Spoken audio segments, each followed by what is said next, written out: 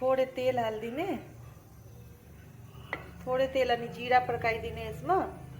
अनि त्यसपछि यो टमाटर मैले दुईटा तीनटा सानो सानो गोलबेडा पिनी लिएको, दाइलाई त एउटामै हुन्छ। अनि यो फेरि यसमा हालिदिने हैन।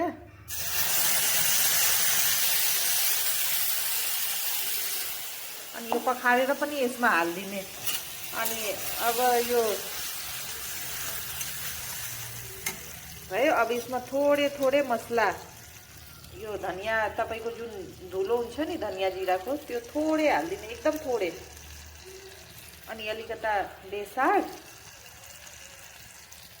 अनि अलिकता खुर्सानीको धुलो। अनि यसमा एउटा हरियो खुर्सानी पनि हालिदिनु, मैले काट्न बिर्सेके। अनि नुन,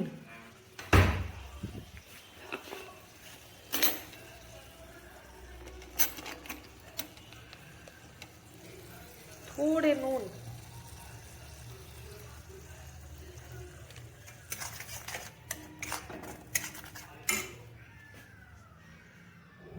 यो पखार दिनुपर्छ अलिकति।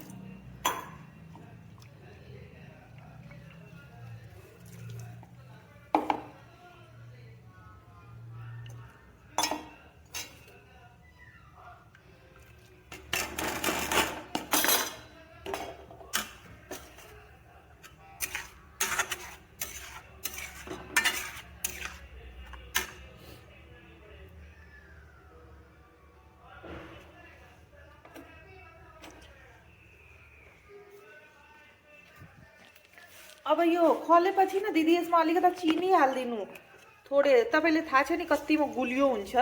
यति चिनी त यसमा पर्छ होला, यति चिनी यसमा पर्छ हैन। गुलियो हुनुपर्छ यो अलिकता। टमाटरको यसलाई लुन्जी भन्छ के। अनि यो अलि गुलियो भएपछि ल अब धनियाको पत्ता छ भने धनियाको पत्ता अलि मसिनो काटेर हालिदिए अझै मिठो हुन्छ।